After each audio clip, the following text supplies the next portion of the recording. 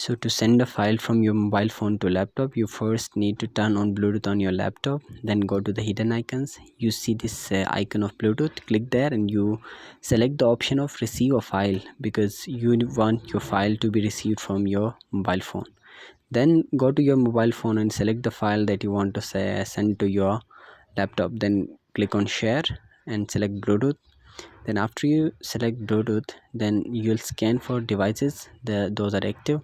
Then you'll select the device that you want to send the file to. Here it's the laptop in the last option. I'll click there and the file starts sending to the laptop.